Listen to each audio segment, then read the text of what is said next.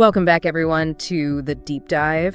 Today, we're going to explore the really profound legacy of Dr. Joshua Mqabuko Nyongolo Nkomo. Many know him simply as the father of Zimbabwe. And today's timing is, well, quite significant. It marks 26 years since his passing, back on July 1st, 1999.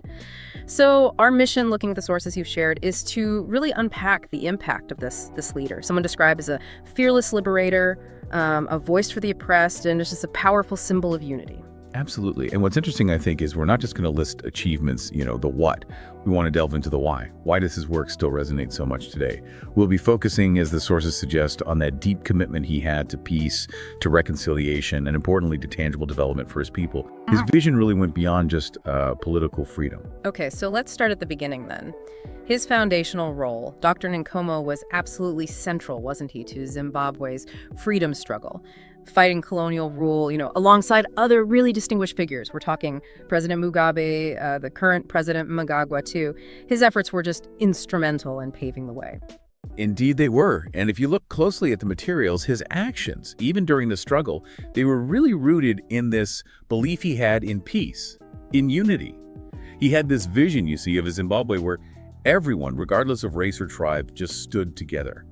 And that wasn't just some political idea. It was a deeply held conviction. It drove his practical efforts. And it's amazing how he put that vision into action, right? I mean, he played such a key role in bringing together ZANU and ZIPRA. Those were the two main guerrilla armies, quite distinct politically. And he helped merge them into one single Zimbabwe National Army. That's a huge example of building national cohesion. A massive example. Yeah. And that commitment, it led directly to that landmark moment in 1987, the Unity Accord. Yes, the Unity Accord. This agreement, it brought ZANU-PF and PF-ZAVP, these longtime political rivals, together. And Nkomo's willingness, the sources really highlight this, his willingness to reach across these incredibly deep divides, even after years of, frankly, bitter conflict. It just speaks volumes about his dedication to peace, to national reconciliation, trying to heal those deep wounds. And that dedication, it didn't stop when independence was achieved. He served as vice president, sure, but his focus,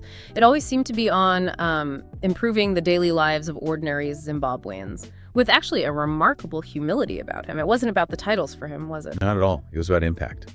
The materials really emphasize his tireless work in community upliftment.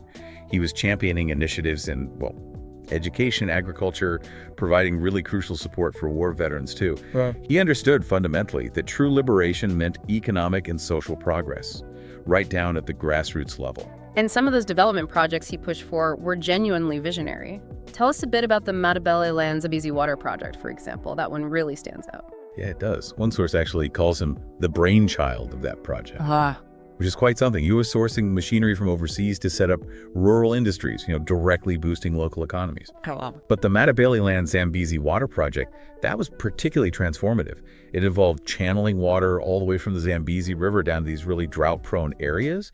And it quite literally turned them into what people now call a green belt of prosperity. Yeah. It was all about creating sustainable opportunity. Wow. And he was also central, wasn't he, to the land reform program, driven by that same commitment to equal opportunity, aiming to redistribute land and resources more equitably at a complex task, but essential right from the early days. Absolutely essential. Yeah. And that legacy, it's not just historical, it's alive today. Through the Joshua Nkomo Trust, which is led very admirably by his firstborn daughter, Thondine Nkomo, the trust keeps his vision going, supporting education, cultural development, welfare initiatives. It directly reflects his hopes for a better Zimbabwe. And wasn't there a recent contribution to the trust? Yes, actually, a significant one. A U.S. $250,000 contribution was extended recently, kind of as a token of appreciation for his immense contributions. It shows his impact continues to be recognized. So, okay, pulling this all together, what does this deep dive into his life really mean for us today?